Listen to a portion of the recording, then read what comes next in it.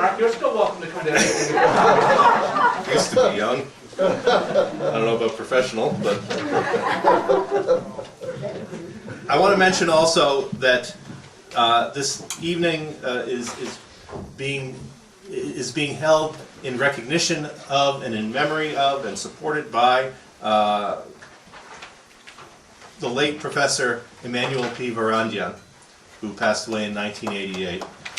Dr. Varandyan was a well-regarded Armenian-American novelist whose novels are The Well of Ararat and The Moon Sails. NAASR republished The Well of Ararat several years back, and it's still available.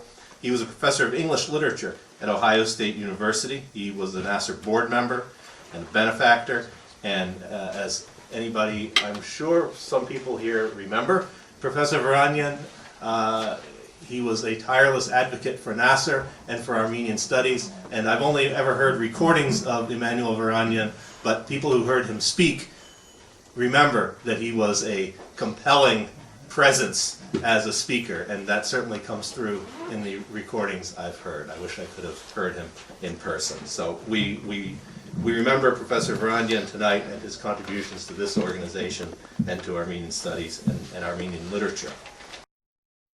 Aris Janigian. He is the author of this fine book. I can say it's a fine book even though I haven't finished it yet. I'm halfway through it. It's really good. Entitled This Angelic Land, a novel. And Aris is one of the best practitioners of what we might call Armenian-American literature. We can refer to Armenian-American literature. It's a hard to define category, but there is something we can call Armenian-American literature, and Aris is certainly an important part of it. Aris holds a PhD in psychology, and he has been senior professor of humanities at the Southern California Institute of Architecture. He's published in various genres of literature, poetry, social psychology, design criticism, as well as previous novels, Bloodvine and River Big. He is the co-author with April Greenman of Something from Nothing, a book on the philosophy of graphic design. So he's a man of many parts. He's a contributing writer to West, the Los Angeles Times Sunday magazine, has been a finalist for the William Saroyan Fiction Prize, and he's received the Anahid Literary Award from Columbia University. We hope you will purchase this fine book tonight. Aris will. I'm from California. I just got a Facebook notice that. Yeah, so I'm happy to be here and get this nice chill. And thank you for coming out on this for this fine event to mark the AGB Young Professionals and Kathy, and it's really nice to be here. I hear so much about NAASR. We're held in such high esteem on the West Coast, and everybody who comes here to read and present is just awed by the intelligence of the crowd and the fine and welcoming reception they get. You have to live up to that now. Yeah. So it's kind of a professorial title to the event tonight, and I have to confess to you that I'm interested in weaving my novel and my reading into those themes that are presented in the title of the presentation, but I'm not going to sit here and talk because my work and the rhythm of the work itself. Let me tell you a little bit about the genesis of this book. The book is about the largest riots. Many people don't know that. They think that's going to be Detroit or the Watts riots or something else. But it was the most destructive, largest riot in U.S. history. It was in 1992. April 29th was the beginning of it. And by May 3rd, it had kind of died down. What made it the largest riot is the police abandoned the city, literally vacated it. And so it became a free-for-all for anybody who wanted to steal anything. Imagine that, a whole city as big as LA, and if you want it, you go get it. And that's about as easy as it was. I was living in the center of LA. I'm not a Glendale Armenian. I live right in the heart of Los Angeles next to the LA County Museum. And I was living there at the time as well. And so I was a witness to these events, and they struck me with such horror, at the same time a certain kind of awe that writers, see in the flames and in the destruction. It captured my imagination, it frightened me, it made me really think. And as it was happening, I was witnessing it and seeing it on TV, oftentimes seeing on TV what I was actually witnessing outside my window, which is a very strange phenomenon. So there was a very surreal aspect to this event, really taking me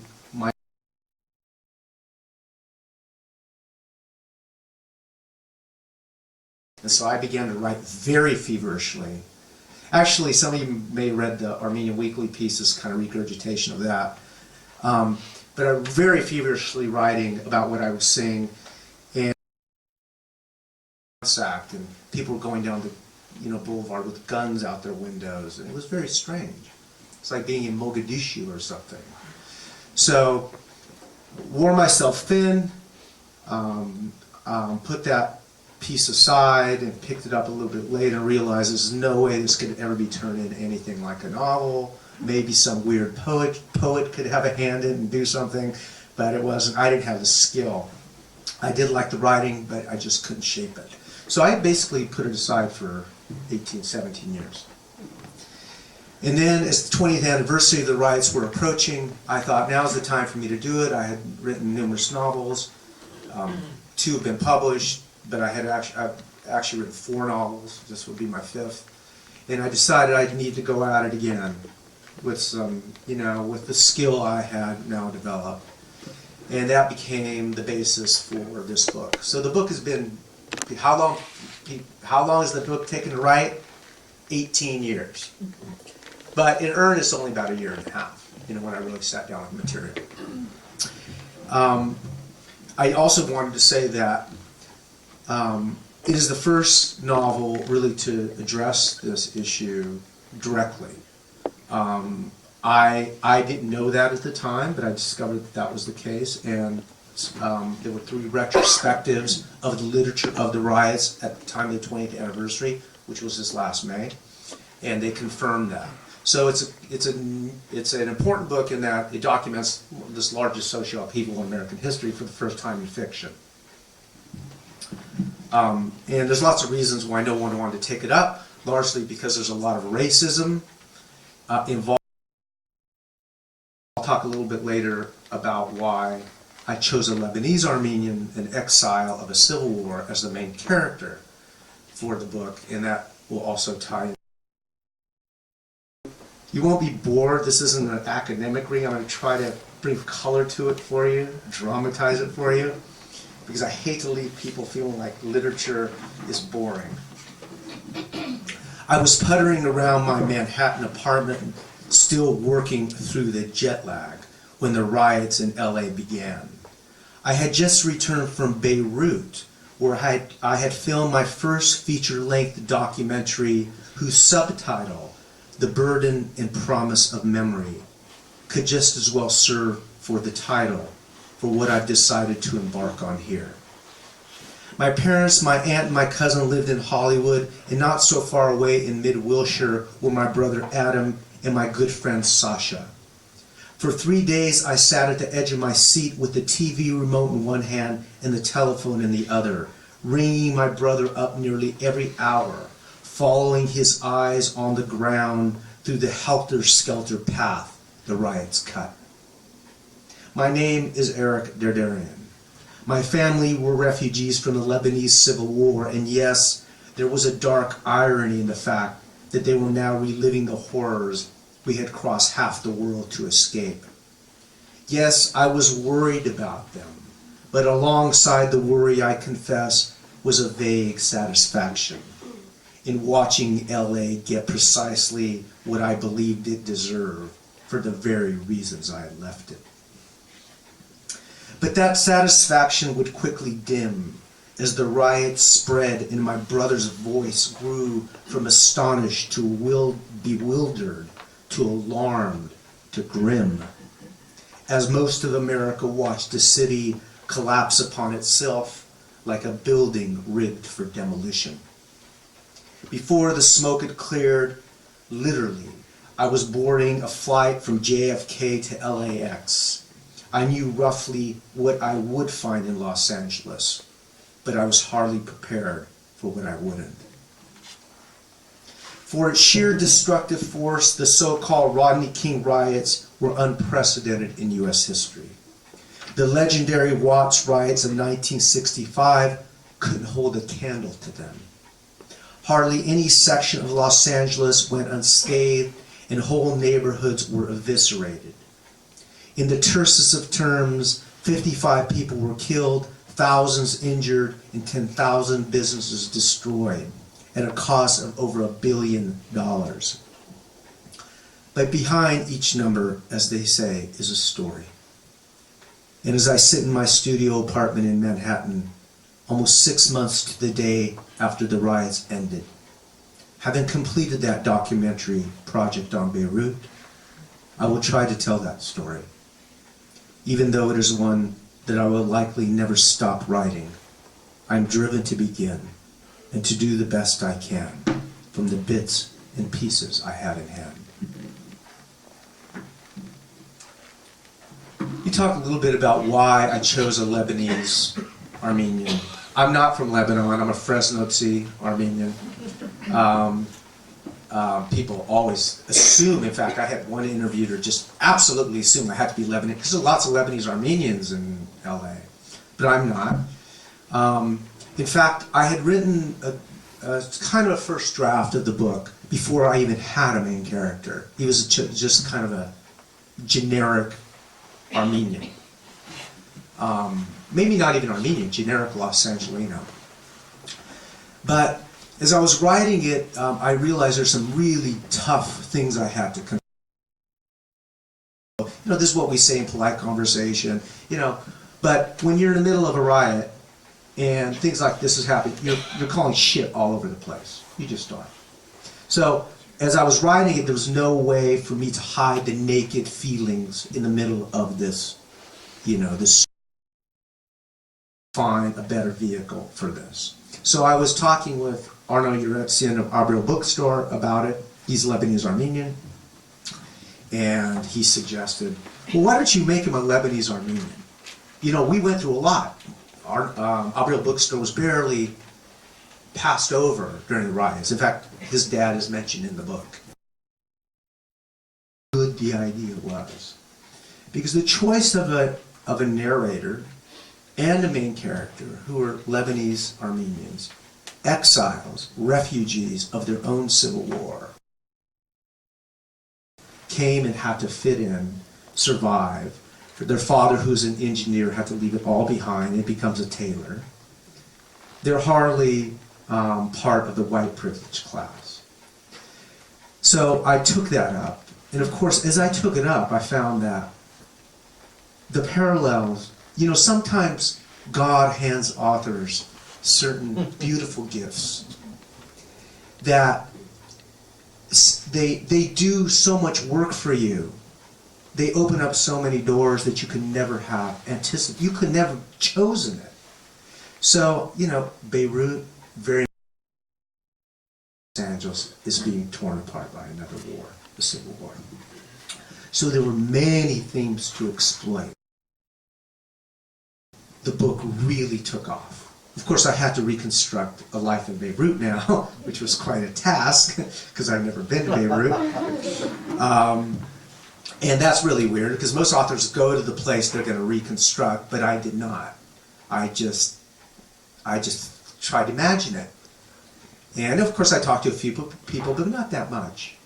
I just read. And actually, there was a guy who was a bodybuilder at the gym, and he was Lebanese. And I talked to him about 3 or 4 times. In fact, one of the episodes in the book about, I don't know if you got to this point with they were throwing grenades at one time into the water and blowing up the fish because grenades were available at the time. He told me that story, and I thought, wow, what a great story.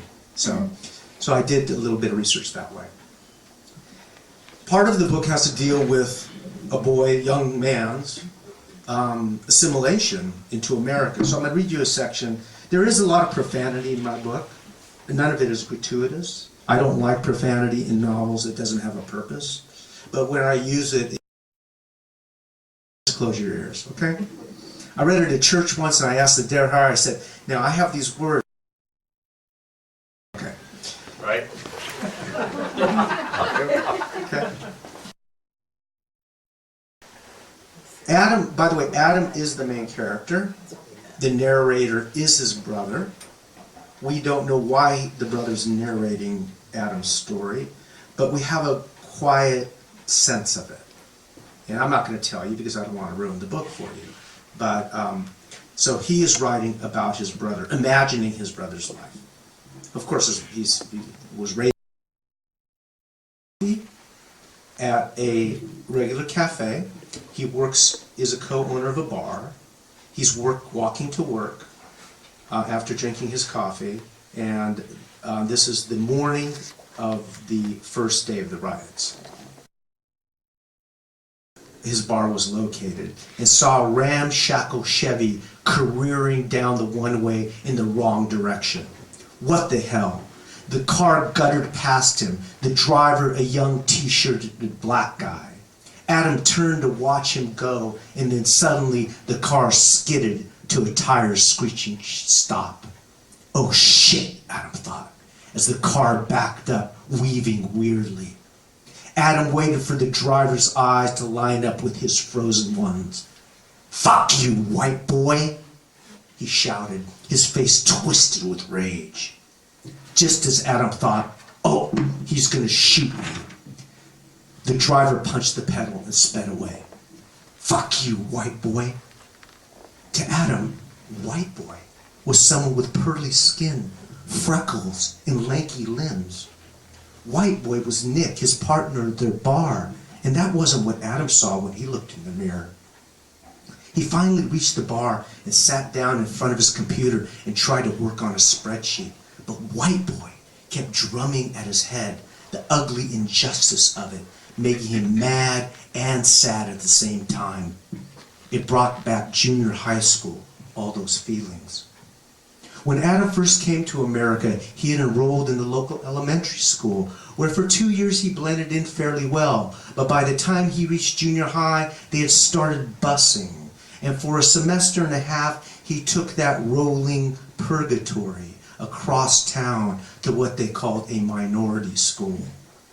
When the bus door opened, all 40 students shuffled off, holding their breaths. Blackness was everywhere. Alarming, that much of it all of a sudden, exotic, vaguely menacing, brothers and cousins of Crips and Bloods, all with searing wits and black hair and eyes black as theirs was a wide open question. Some figured he was a kind of Mexican. Some wondered whether Armenian was Arab. Say what? Lebanon? Where the fuck is that? Syria and Israel. In that general direction, he might have said, if he thought it would help. In the meantime, you should be able to laugh, by the way, because it's a funny book. In the meantime, he watched with horror dozens of unambiguously white kids harassed and spit on and punched and tripped and made to squirm through the gauntlets of the hallways. He perfected his pace through it, not too slow, not too fast, lest they prey on his fear, which he held in so tightly that by the time he hopped on the bus home, he was close to shitting in the seat. Martin Luther King Jr. would appear. His childlike face a river big dream, telling Americans, I have a dream. He was into a lustrous, swaggering black kid. That he'd have a big fat afro, fuck you attitude when he woke. Until that transubstantiation occurred, he'd use the grinding commute to mull over strategies to distance himself from his whitiness. He kept his heritage secret, out of shame. But eventually, he began to wonder whether he'd be better off bringing it into play. bombs, guns, razor wire, militias, our uncle murdered in cold blood. He'd seen some shit in his day. Lebanon, huh? That's where the war was, man. But I'm Armenian. Being Armenian in Lebanon is like being black in America. Armenian? Exactly. Armenian. When you hear it, just think, Armenian man. Get it? Armenian man. He spread his arms out. It was an all-in wager. Their brains flickered as they sized up the pun. Suddenly, laughter rose in their chests and set their body into spasms. Were they mocking him? It took a second for the matter to settle, one way or the lethal other. Suddenly, they had smiles on their faces, and their heads began to bob like dashboard dogs. All right, then. I mean, man, you cool.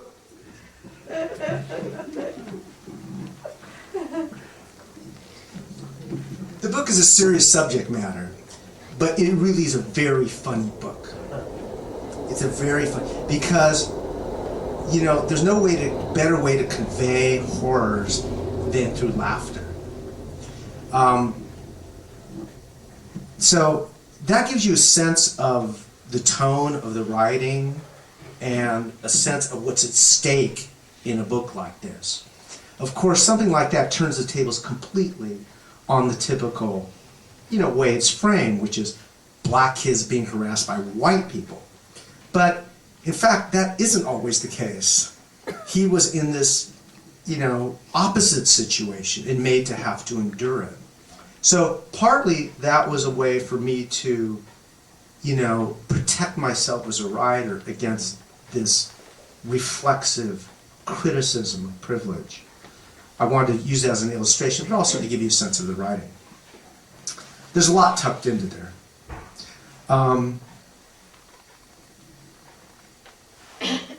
I love Armenian grandmas. I write about them a lot, but I never write about them in the way that other people write about them. They're not the, "Hoki segur, dolma," you know, they're not fixing the hair and feeding the dolma and leading the way to church. My Armenian grandmas are kind of tough gals. And I like to play with that trope, you know, I like to turn it on its head a little bit. They're interesting characters, but, so I'm going to read you a section about the Armenian grandma.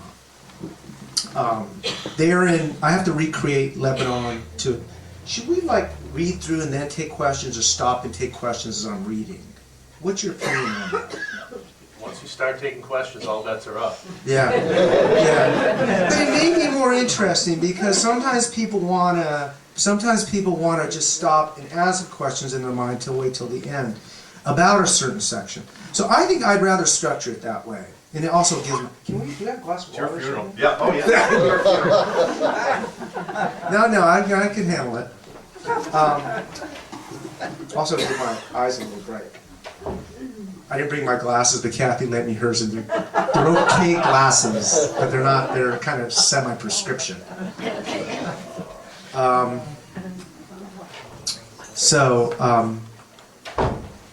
Yeah, does anybody have any, any thoughts or questions? Pardon me? You look like Mario Rubio now. Mario, yeah? I don't know who that is.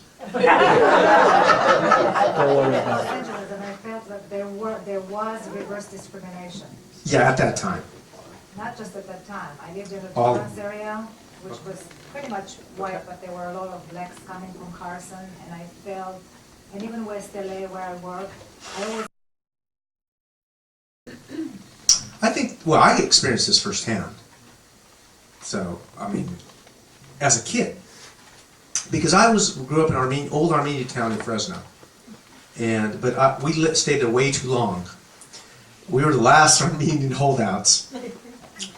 Maybe 5 or 6 other families in the neighborhood. I went to primarily, well, it was a minority school. All my friends were black and brown. And I had one Armenian friend, that's it. I grew up as a black kid. So that's partly why I get the dialect the whole thing because I lived it. And it was tough. It was rough being a white kid in the middle of this sea of color. It was rough. I mean, you had to... And they loved it, testing you. And so I became a very good, tough fighter. I never lost a fight. So they left me alone. But most of the kids just were terrorized all the time. I'm not saying, yes, part of what interests me is to turn the formula around. Not to say that all black people are malicious or all white people are malicious, but just, you know, we have a lot of literature where the racism goes in one direction. And then we have a lot of racist literature where the racism goes in the other direction. But we don't have literature, you know, literary works that broach the subject in a creative, thoughtful, and, you know, provocative manner. So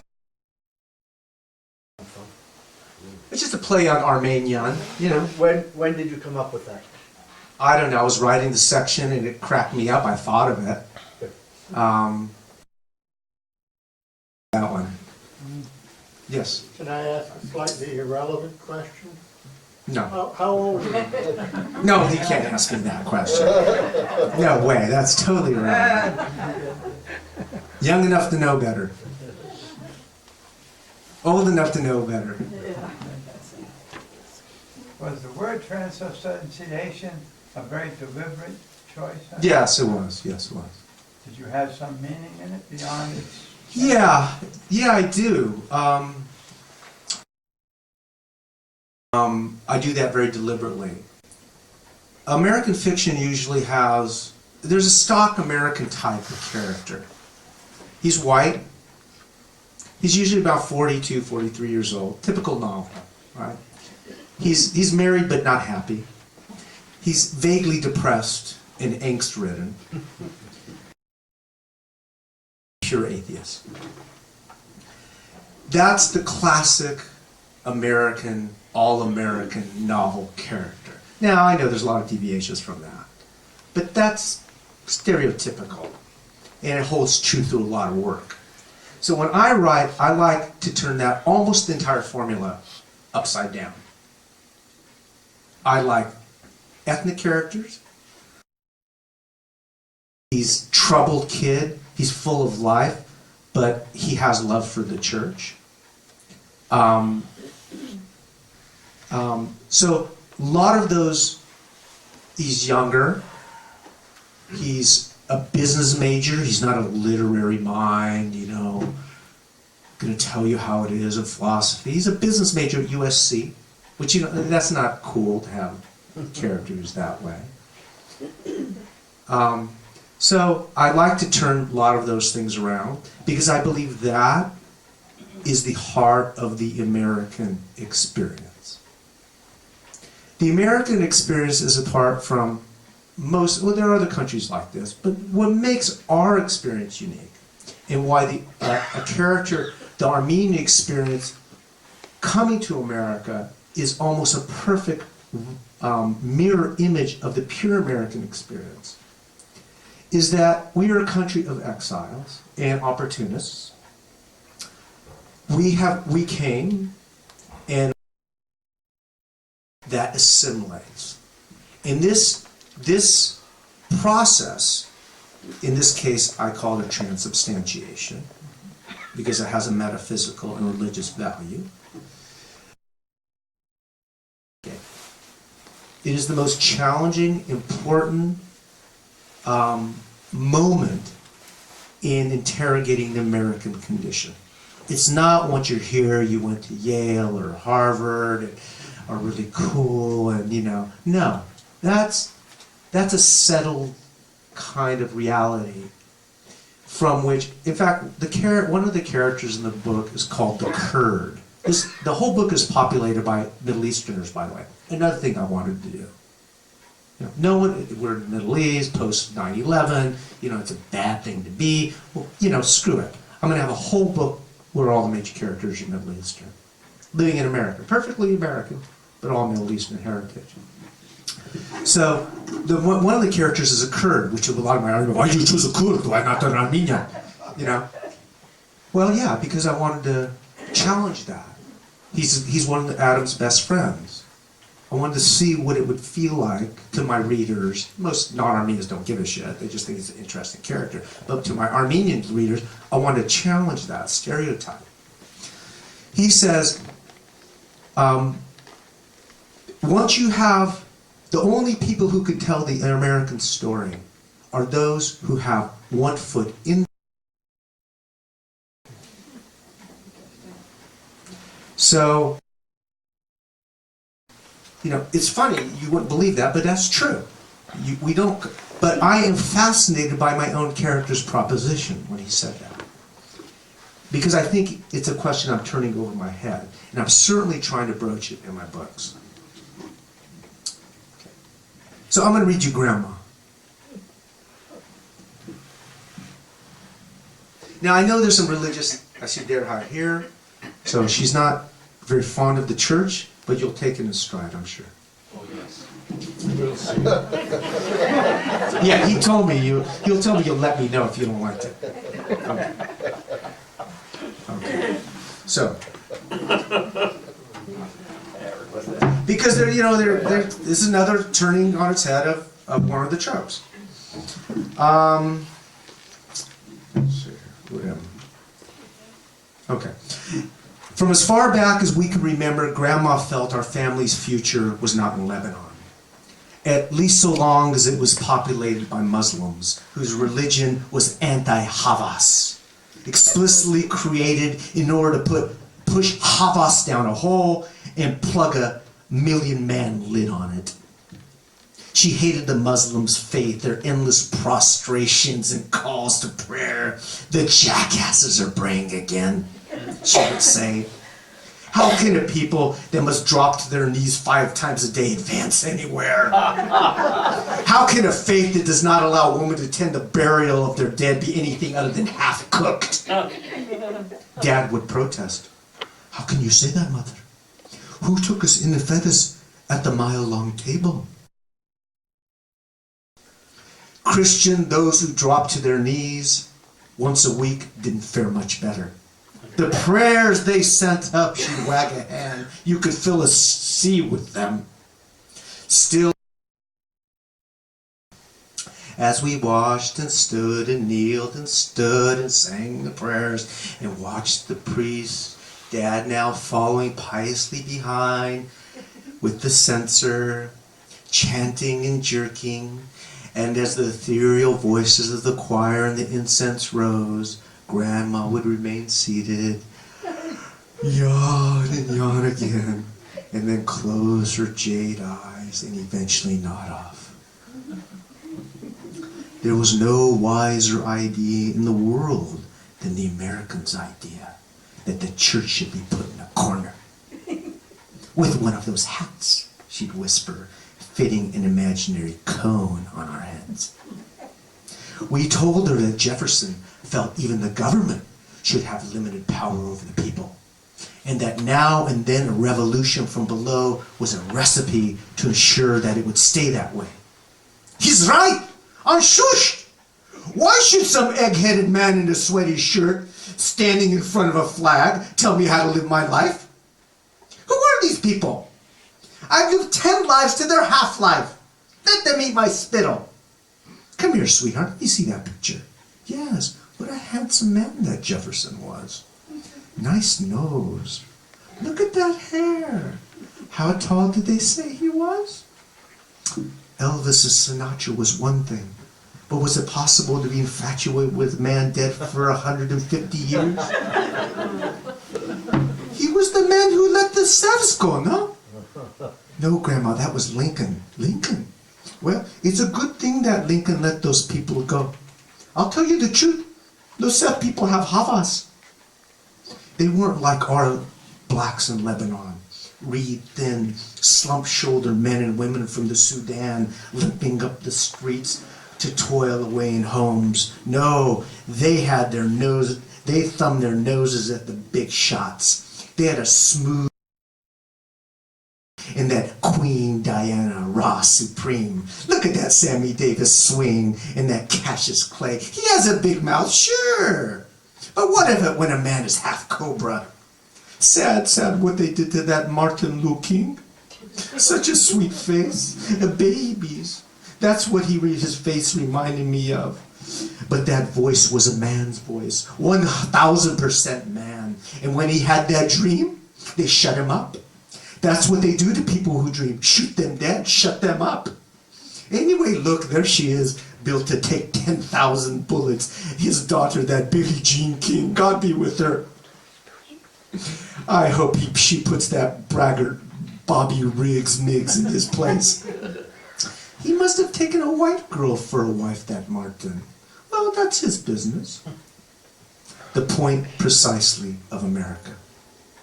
It was a place where people traded what they made and bought what they needed. A great and vibrant bazaar. The only place people like Armenians had a chance.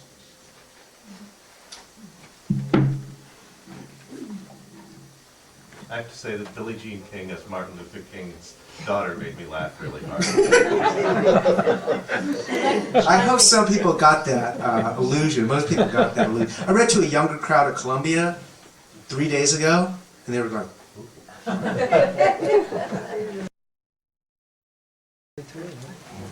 well, technically, I'm out of material. What time is it?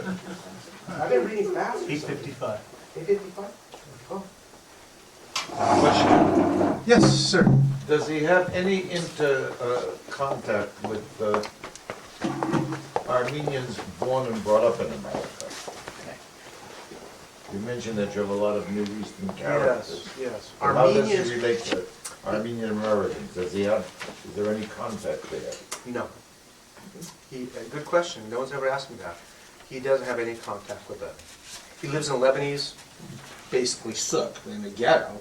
And then he's got some high estances who come over. They form high power. There's Armenian gangs, high powers in the book. They're a character in the book, actually. And there's some Lebanese kids in that. It's a gang in LA that was pretty vicious, very interesting characters. But no, he doesn't have any Armenian American friends. I mean, they were born here. Yes.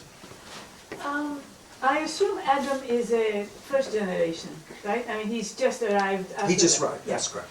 And When I he was assume- 10. Yeah, I assume all the other characters are also recent immigrants, right? All the other, his family is, yes. And Oh, the other Middle Kurd, Easterners? Judea, Yemen, all of them. The other, no, they're not. They're- The Kurd is first generation too. So it's kind of mixed. How did you handle dialect? Did you face problems transmitting Armenian into English in dialogue? I love trying to do that. Usually I just have saying in a way, but he didn't think he'd understand anything when he was reading it because it's broken. But it's conveying, the meaning is coming through. So I don't really occasionally I'll have a word in Armenian, like on shush, like that. But mostly I have them speaking broken English. The Kurd also? Because he arrived here in the 60s, the Kurd did. So his English is, I don't know, I have to look at that. Do I break? Yes. When this happened, I was on the phone with my relatives who were in Glendale. Oh, okay. And one of them told me that they got their guns, Yeah. they sat in the sofa and they faced the door. Yeah. And until it was over. Yeah. Do you have other stories of what Armenians were doing in LA at the time that this happened, and do they appear in your book? Well, the family is, Adam drives to his family's house. They're living in Hollywood, and they're all gathered there. And so there's a whole section of the book that has their experience. And they go through, maybe I'll just read it, they go past, actually it's a really fun section, it's not very long. So Adam takes off with the Kurd. His parents are kind of going crazy. His mom's kind of going crazy because she's feeling like it's what they escaped is happening again. So he's a sweet guy, and he loves his mom and he loves his dad, and he doesn't want them to be alone because he's kind of helping them through America too. So he takes off with the Kurd. He doesn't want to drive alone, so he has the Kurd drive with him. And I'll just read you, because they go through Armenia town. And it's kind of a fun little read. They pass high power. Where is that section? Okay. Here it is. When Adam turned on to the, he's now hit Hollywood Boulevard. We see him going through down Western Avenue, and he's going to go to see his Omaha and Detroit and DePaul and Bangor, Maine. Cameras hanging from their necks, stooping to trace the stars with their fingers. They'd obviously retreated to their hotel rooms, from which they could probably see what Adam now saw. The palm trees lining either side of the freeway roaring like towering matchsticks. Over the phone, our parents had told him that it hadn't reached Little Armenia. But now, as he crept, a kind of moving paralysis, really, up the boulevard, he saw that word of mouth couldn't keep up with events on the ground. Topalian's auto shop had been broken into. Small auto part boxes were scattered on the cement drive leading in. The double doors were open at Uralian's Electronics. And oh shit, Sacco's Liquors. Big picture windows were shattered. Inside, it looked like the epicenter of a tiny earthquake. Poor people were barely getting off the ground. They'd say for years. That little shop was all Dad had. There was no telling what he'd do if the fire worshippers, what else might one call them at this juncture, had gotten to it. Would Dad pack up and return to Beirut, kill himself, or kill? Further up, the reason came into view. Armenian power. A couple of dozen guys, maybe its entire heft, stood behind a barricade of cars in front of the Armenian bakery, Ararat. There was the baker's son, Osped. There was Antranik, named after the leader of the failed Armenian revolt. And there was Osped and Hovig, well, all the other dropouts. On any given day, you'd find them guarding the sidewalks, sucking on cigarettes as though it were their oxygen. The white smoke swirling into their mud pie eyes, and asking in their own hard-to-follow dialect for money, work, or trouble. But that day, by God, they machines that might have been Uzis. The blacks and Latinos all looked mean, yeah, merciless, but they did not look like terrorists. For our own tribe of gangsters, Adam could feel something resembling pride bubbling up. Maybe we needed them after all. What a thought. The Armenian militia, Adam told the Kurd. The Kurd shook his head. We come all the way America for this?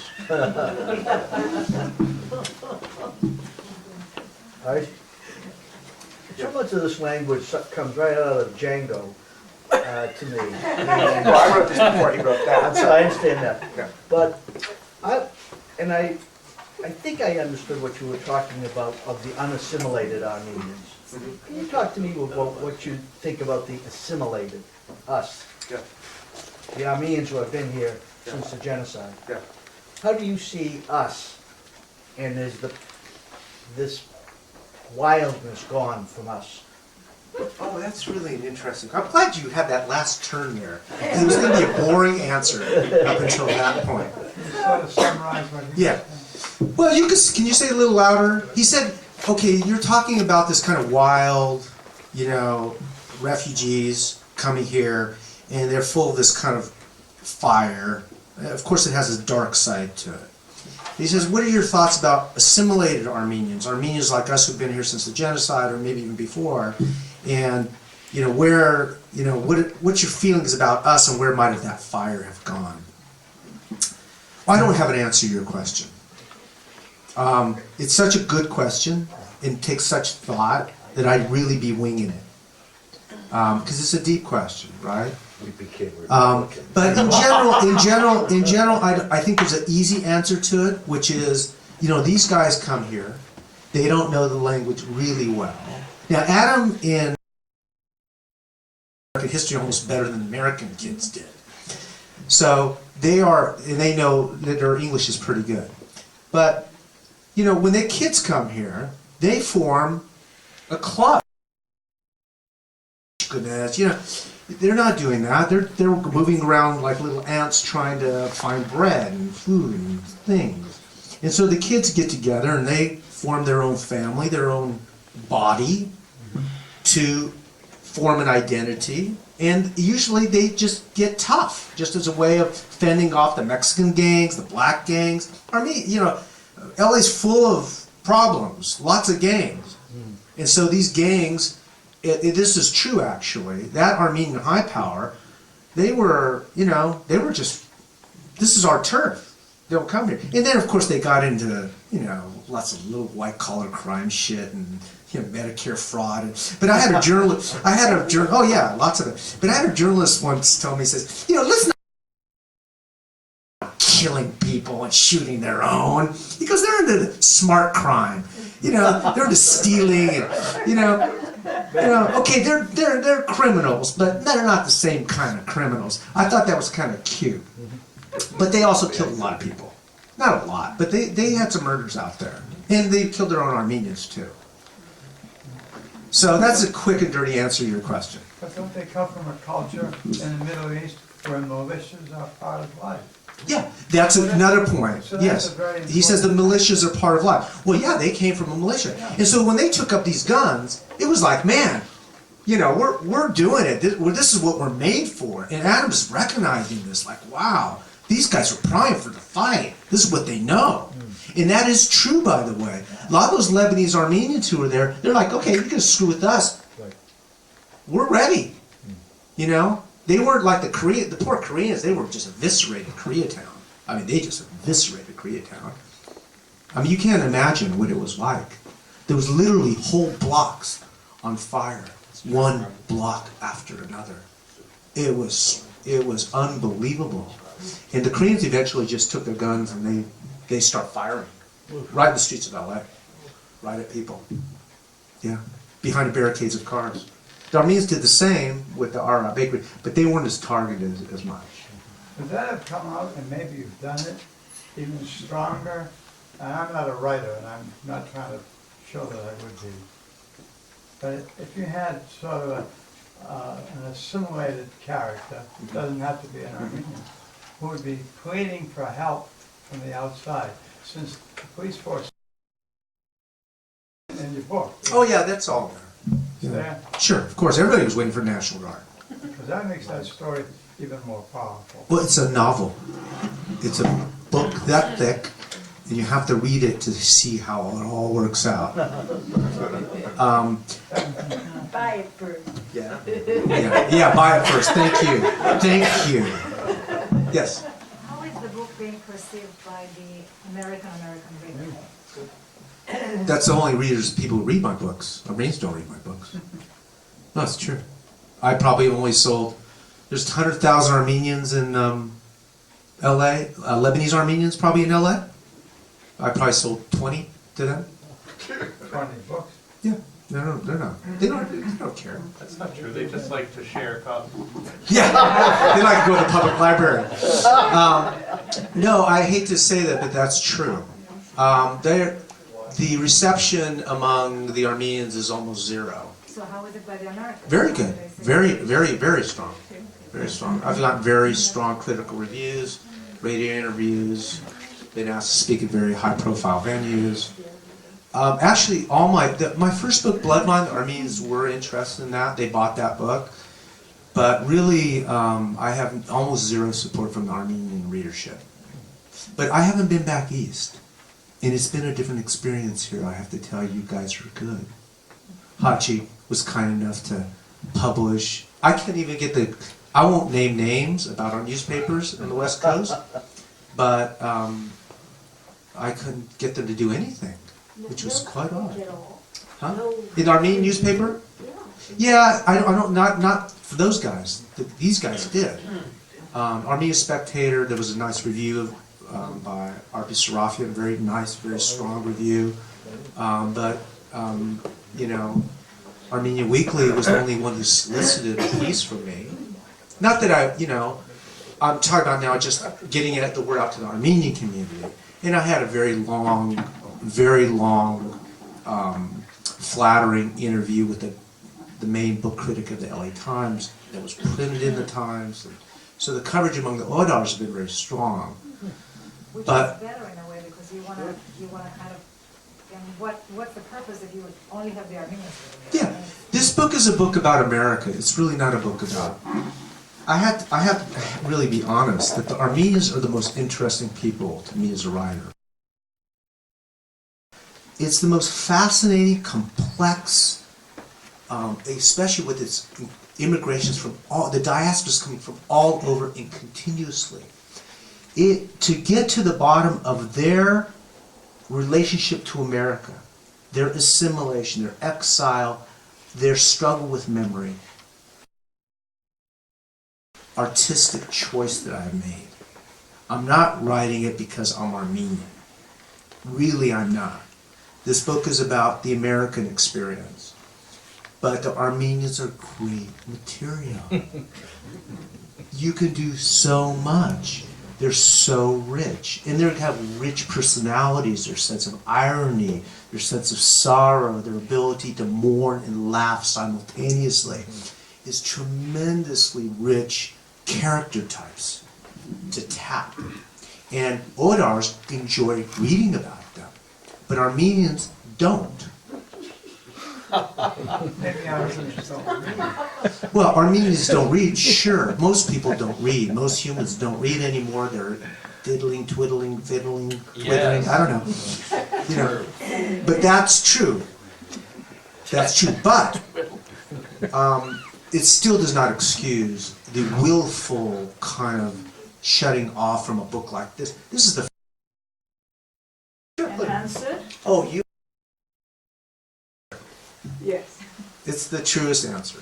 And it's a cruel answer too, but it's Yeah. the truth. This is a post-genocidal novel. I hope that, this is a super intelligent crowd, most intelligent crowd I can tell I've ever faced, really. I think you readers will recognize this as what I would call post-genocidal novel in the Armenian-American letters. And there's some criticisms and critiques of the genocide and memory that is very directed towards Armenians in the book. And it's very challenging. In some ways it's not flattering, but in other ways it is very flattering. And not just a guy out to make money and sell books, then you have to, Yes. Well, just going back to that question about how good the Armenians are in terms of materials. I just want to relate one anecdote. I met a Lebanese guy just recently, not Armenian, Lebanese. And when he realized that I was Armenian, he said, I love Armenians. He said, back in Lebanon, we love the Armenians. I said, well, what's so special about Armenians? He said, when you want to get something done, you call an Armenian. He said, the Lebanese will get it done. The Armenians will get it done right away. He said, there's nobody like them. Yeah. So maybe they are good material. Oh, they're good material for But you have to have a tough time. You honestly have to have a tough time convincing people that you didn't pick Armenians because you're Armenian. Yeah. Well, it's the culture I know. If I were Estonian, I'd have picked Estonians, you know? Because it's so familiar, I could write with such intimacy. But I'm not writing, I'm writing to explore not the Armenian condition, the American condition. This is my point. I'm really not interested in the Armenian condition. I'm interested in the American condition, in the Armenians' journey through this country. I mean, spiritual journey through this country is a very powerful replica, small replica of the entire American experience. I could, if I were Estonian, I'd be writing an Estonian story, but it wouldn't be as rich. There's only a few peoples that are as rich as ours. We were exiles. We were thrown off our motherland. We end up in a place where there was a genocide of the native people. I mean, look at this weird reversal of reality. I mean, that's just give you one thing that an author like me so enjoys thinking about, right? That's just one thing. You can't say that about many other people. What other people have been thrown off their native homelands? Not many. African-Americans. No, they weren't thrown off their native homelands, no. No one came in and... They're Africa. No one came in and expelled all the black people from Africa and just inhabited with another people. There was, bad things happened, but that didn't happen to them. I'm talking about the native people, that happened to Native Americans. Native Americans were living here. People came, took over the place, exiled them, removed them. Right, but the Armenian-American experience is no different than an African-American experience, being expelled and then coming to America. I think it is, but... Okay, I'm not insulting, but... No, I'm just disagreeing with you. Yeah. You're making an assertion, which is perfectly fine, but I don't think that's true. Sorry, you can convince me otherwise. I'd love to agree with people more than disagree with them, but I don't think that is true. We were not taken slaves off of our continent and brought here to make the labor. That's its own perversity and tragedy. Our experience is different than that.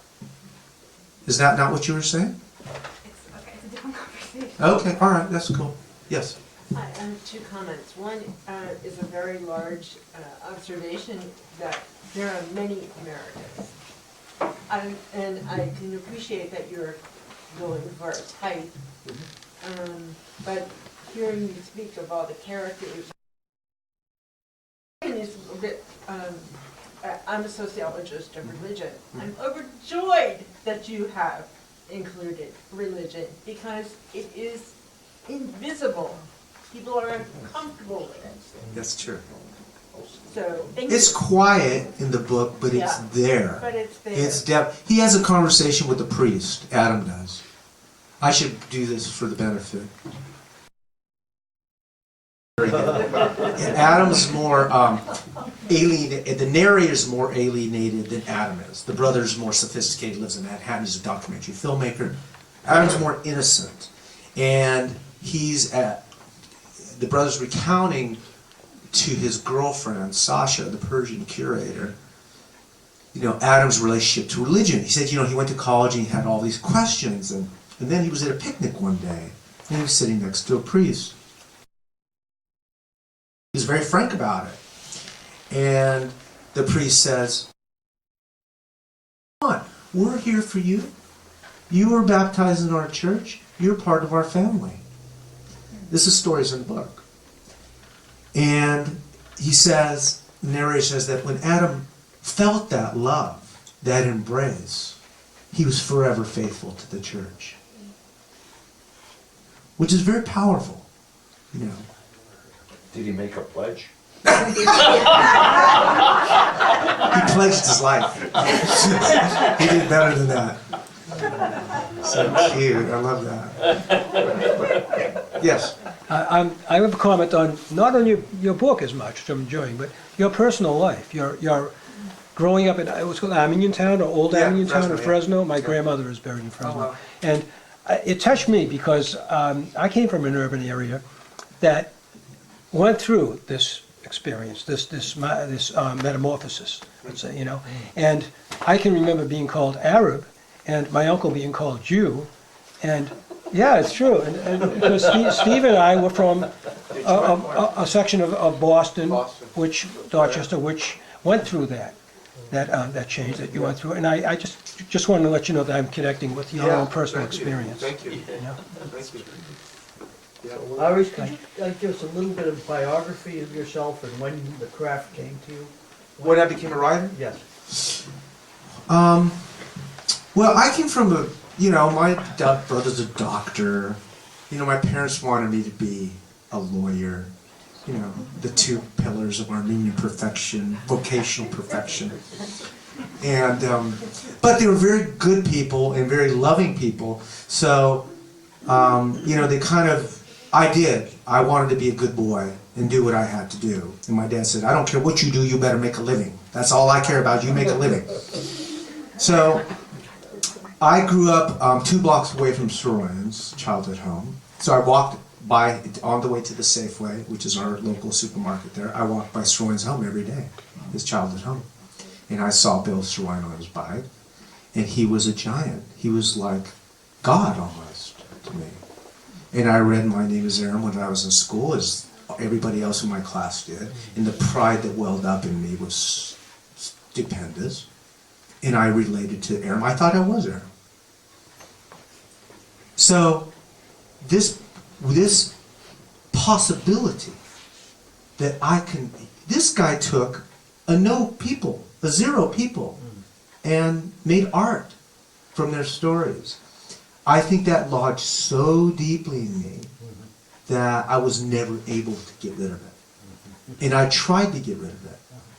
So I went and I got a PhD in psychology, and I was writing at the same time. I was writing poetry, short stories, and I was actually writing my dissertation and writing a novel at night at the same time. Because I knew that I could never support myself as a novelist. Very few novelists, unless you're Chris Bojali and have Hachig as a PR guy. No novelists can really support themselves. So you may, but you have to prepare not to. So I took a very classic academic route, and I became a professor and all the rest. And I was writing quietly on the side until I got to the point where I couldn't drop I just quit teaching 5 years ago, but I was teaching full-time. I was a full-time professor, and I'm also a farmer. Recovering academic. Pardon me? You're recovering. Actually, that's really well put, because you have to write. You have to unlearn everything you ever learned in graduate school. But I had 2 brains. It was split right down the middle. One was, and I taught very high-level philosophy, super high-level philosophy, like post-structuralist, postmodern philosophy. You can't even understand what they're saying. Makes it easier to unlearn you. Yeah, you can forget it really. No, actually, it helped me. It helped me frame a lot of issues in my own, work. My books aren't intellectual, but there's a strong there is actually in this book a very strong intellectual component. I actually have a hypothesis about what a new hypothesis, a philosophical hypothesis about America in this book, which I believe is completely new. It frames America in a way that's never been framed. It's completely, and it addresses your issue about many Americas. But I think it's new. So that came from all my philosophical learning. You're not going to give us like one? No, we have to buy the book. If I read it to you, don't drop asleep right now. I have to earn your ear in this book. When you get to the section, you'll know it because it's there.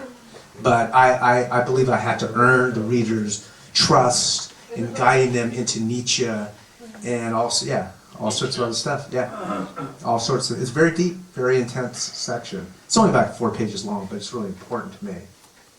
So I didn't throw that philosophy away completely. Shall we sell some books? Okay, no, I want to say this. You have a question I could just tell. A simple one. What's Havas? Oh, I'm sorry. Havas, how do you even say it? It's an Armenian word, kind of like life spirit. You know? Havas. It's a life spirit, it's an animating spirit. You know? Yeah. I did want to say this. Writers depend on you to buy their books. No, I'm really serious about this.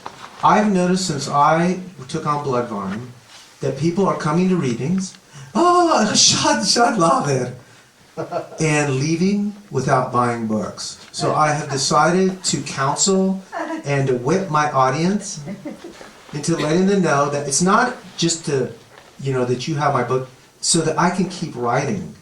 Because if I can't even pay for my gas bills, going to do my research or whatever it is, I can't keep writing. So, if you have the heart, please do buy my book tonight. To that end, then, Aris will be here and happy to sign your books, and there will be refreshments, and the bookstore is open. If I can find Kathy, where are the books going to be?